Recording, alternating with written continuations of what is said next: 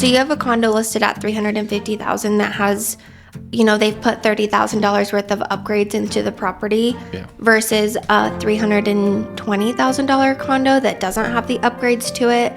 They're more likely going to pick this $350,000 condo because they don't look at it as a project.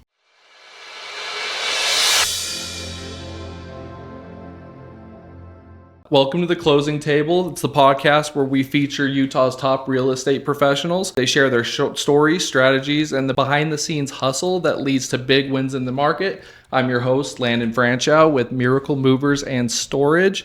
And today I have Makayla Adams with me on the podcast. She's a standout agent who's making serious moves in the industry. She's with Real Brokerage, LLC.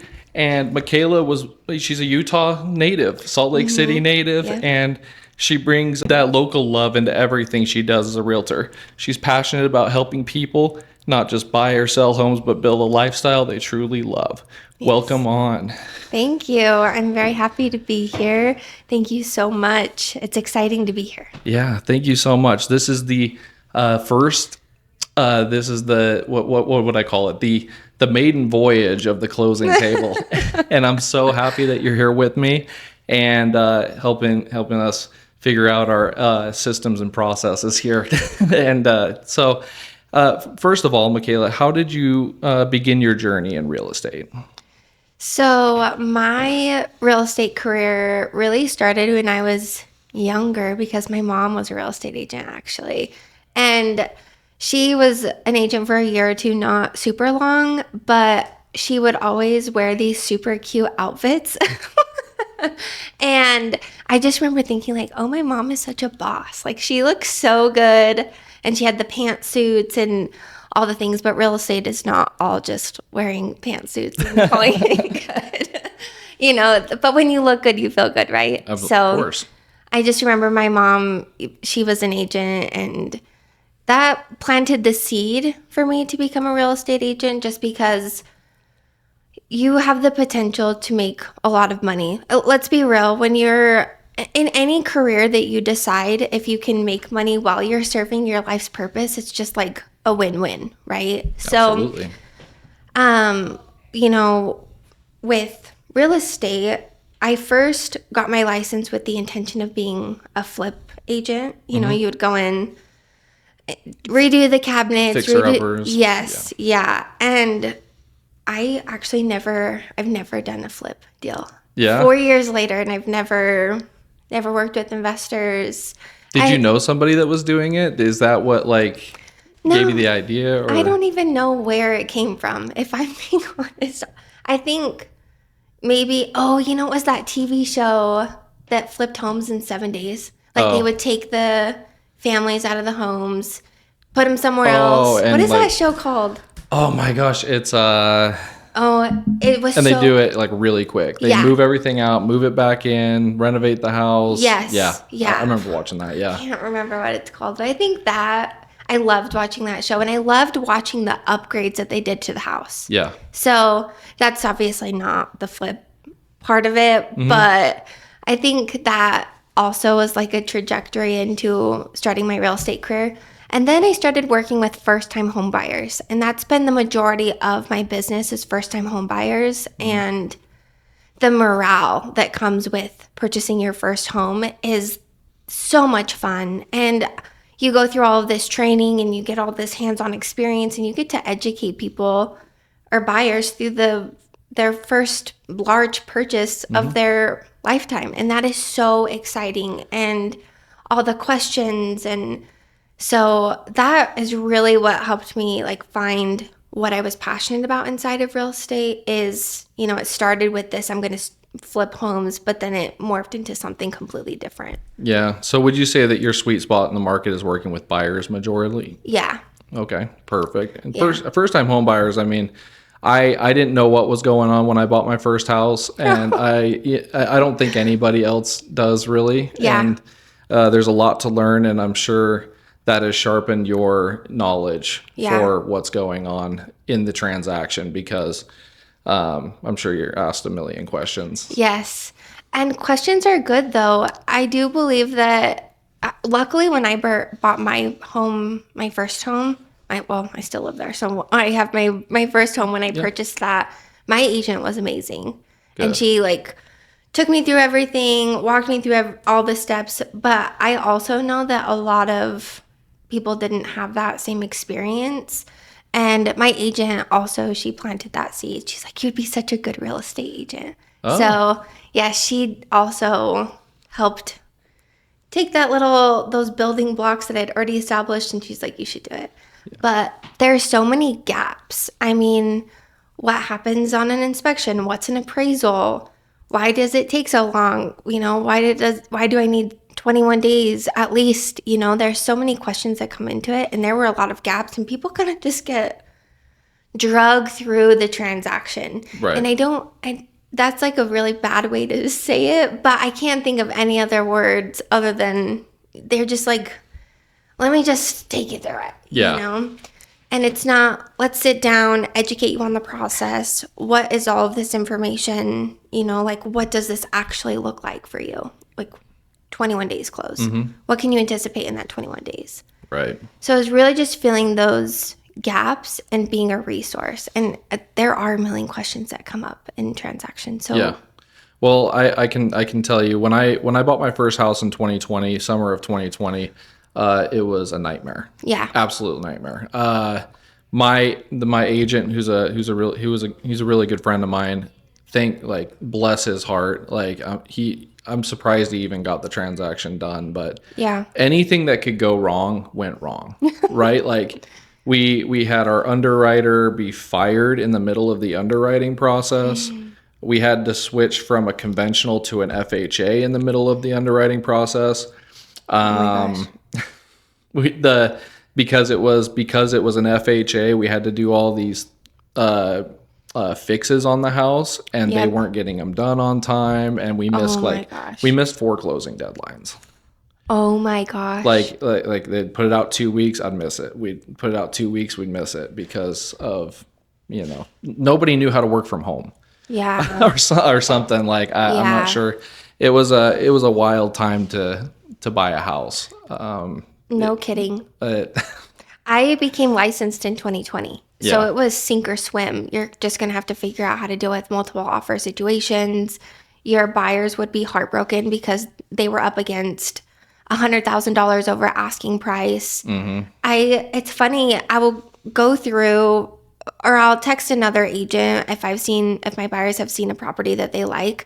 I'll go and text the agent and say, we're interested, like, let's have a conversation, I mean, it's a little more personal than that, but, sure.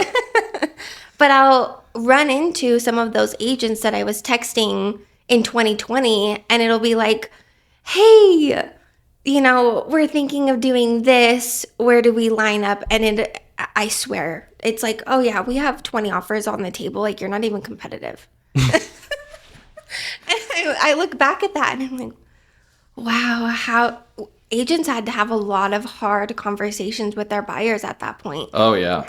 And we want to make sure that our buyers are set up and that we're setting them up for success. And when you're offering $100,000 over asking price, that's a really hard pill to swallow. Mm-hmm. Or 20, even 30, you're likely having to come up with that cash at close. Yeah. If it doesn't appraise for that, Yeah. So it was such a crazy time in 2020. Yeah, I think it was a lot of migration from California going on, and selling their 2-bedroom condo for $1 million and having a ton of money, and coming out here and they're like, ooh, I can buy a 5-bedroom house for half of that. Yep. And, buying houses cash, and crazy times. Yes, crazy times. Now it's kind of the opposite.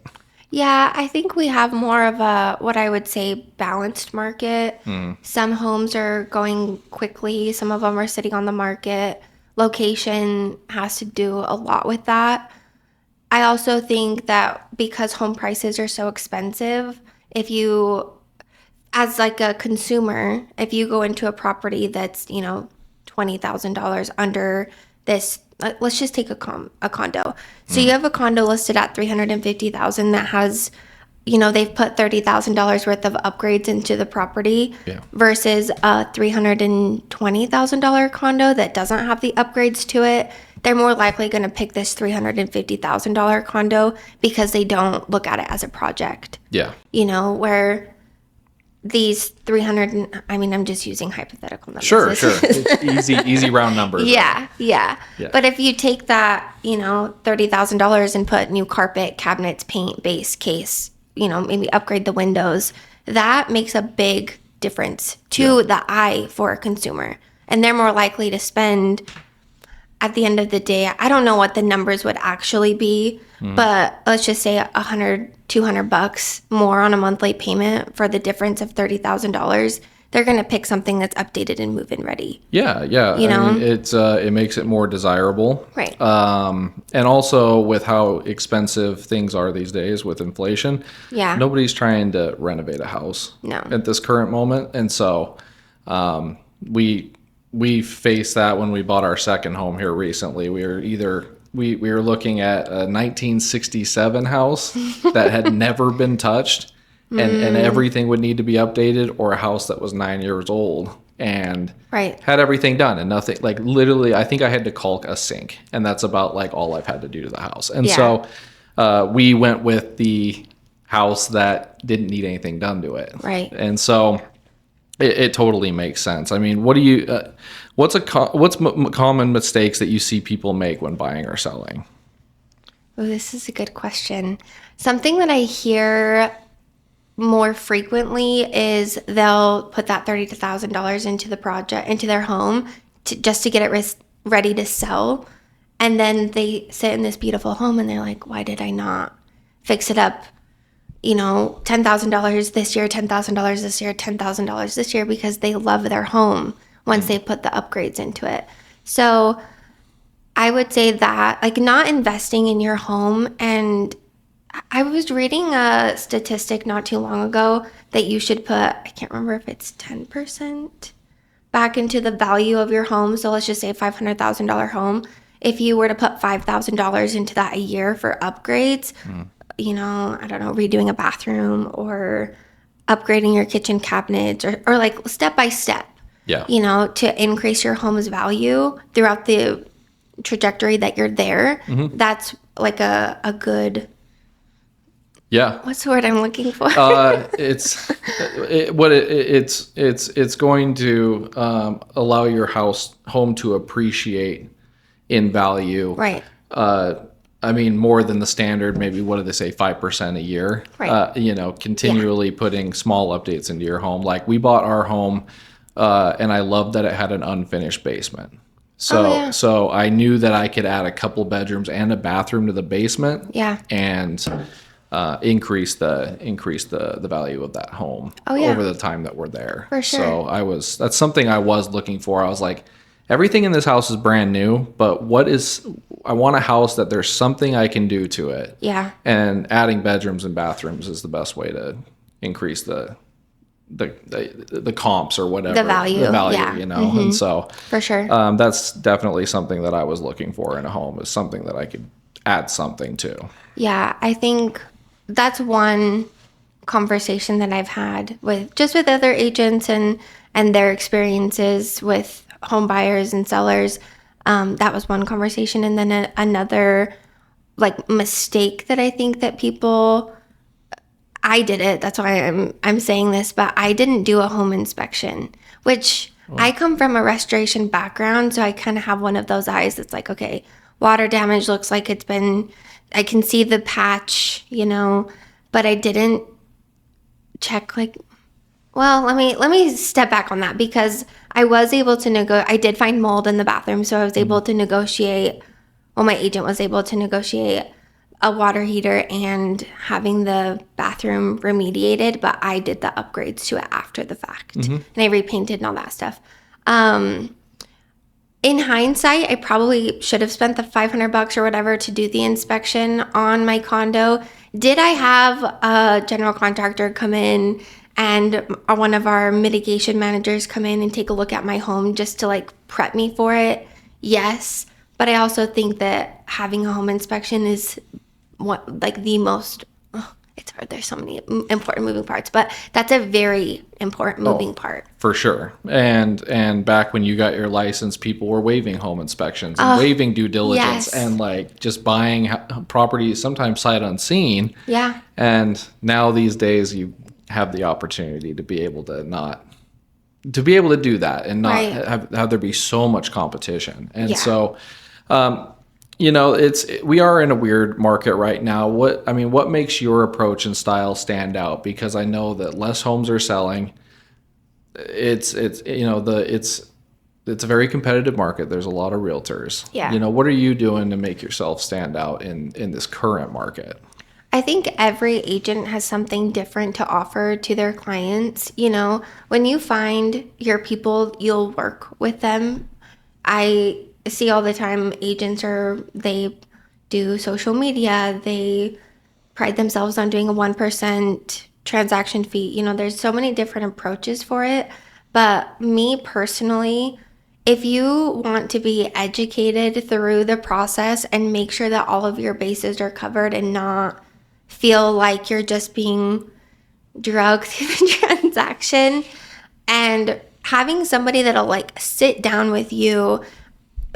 Just to give an example, I have a listing right now that it's in Lehigh, and I've gone to their home so many times, like line item by line item, going through, okay, this is what the real estate purchase contract is, this is what it means, this is what you need to look out for, these are our deadlines, and that education piece. I do think that agents go through the transaction with their clients, but it's like I've got you covered. This is what you need to know, and I just need you to sign at the bottom. Versus, okay, this is the section 1, this is section 2, this is section 3, and this is what that means. Yeah. So I work best with people who have a curious mind and love asking questions, because I love educating people. Yeah. And so when I get to sit down and really share, this is the full picture of a real estate purchase, and this is how I can support you, that's my approach. Yeah, and one of the best attributes I think of a great realtor is looking out for their client's best interest at heart, and not just trying to get the deal done. Right. And so I've heard of experiences and heard of things happen where it's really not in this individual's best interest to even buy the property they're looking at, but the realtor's like, let's get it done. Yeah. And it doesn't matter. You can just fix it after. It's just a couple $1,000. Yeah. I've heard some horror stories of that. And that's not, I mean, even in the code of ethics, like, we have to have our client's best interest in mind. That's just absolutely. That's such a,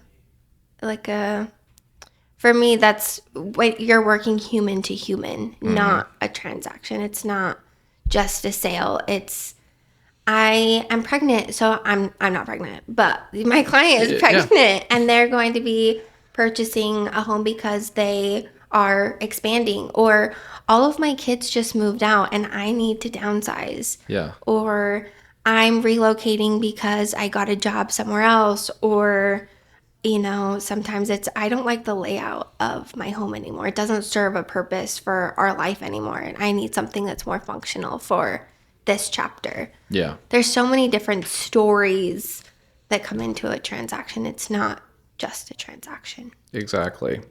Well, my last question is, how are you leveraging technology to stay ahead of the pack this day and age?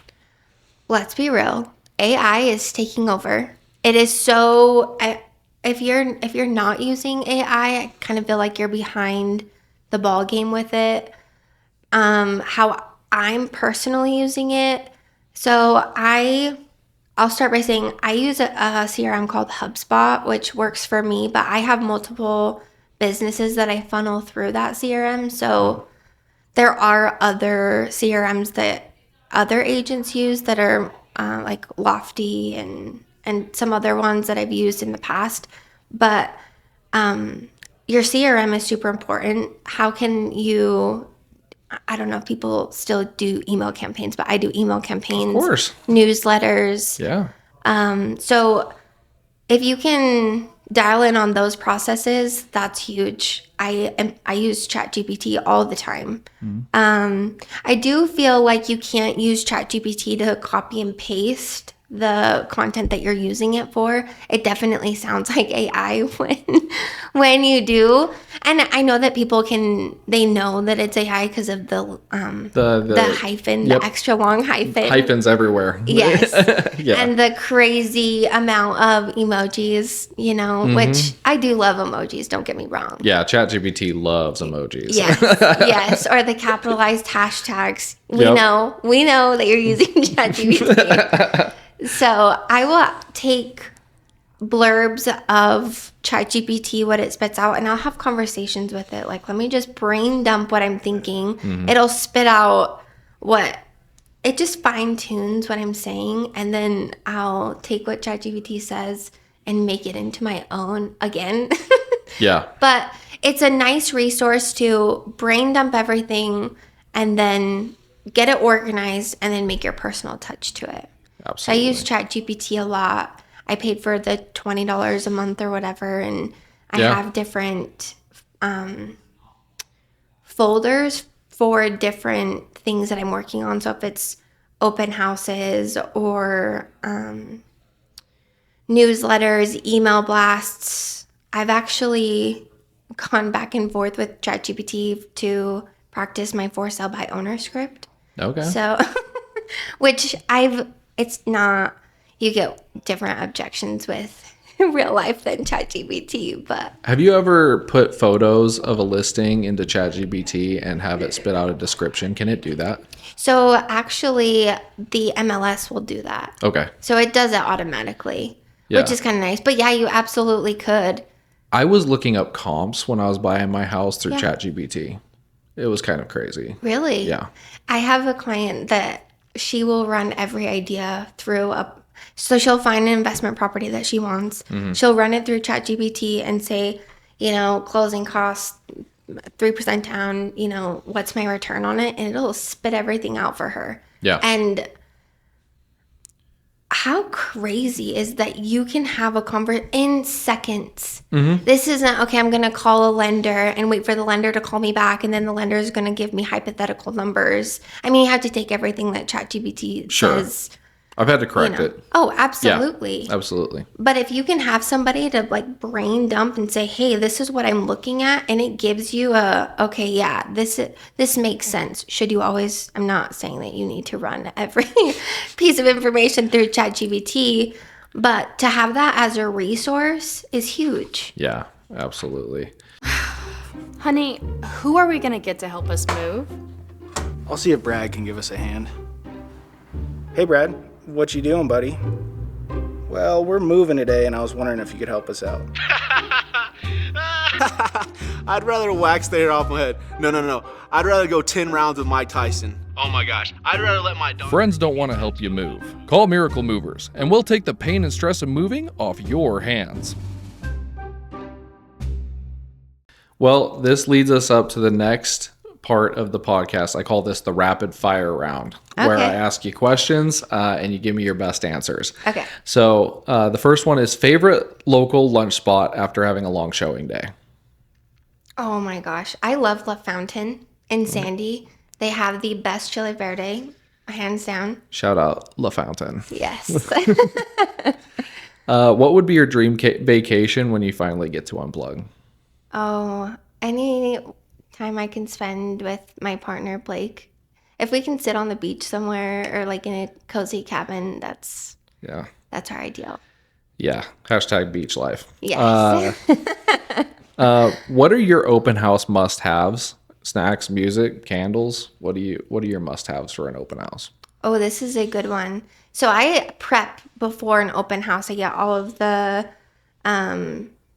MLS sheet that has all the information on it that's so hard to read if you're not used to that. Tiny print, yeah. They're like, what year is this? And I'm like, oh, if you just look right there. So I print that out. I create marketing flyers for it. I hang flyers in the neighborhood around my open house and just say, hey, I'm doing an open house. I think that will drive traction to the open house. So candles, you always want to make it smell good in there. I have a tote just full of snacks, treats, waters. If I'm doing, I get cookies too. Like I'll go to Crumble, and if I have anything extra, then I'll pop by. I pop by the fire station and been like, hey, I have extra cookies. Do you want some cookies? So. Oh, that's amazing. I love the notifying the neighborhood. Yeah.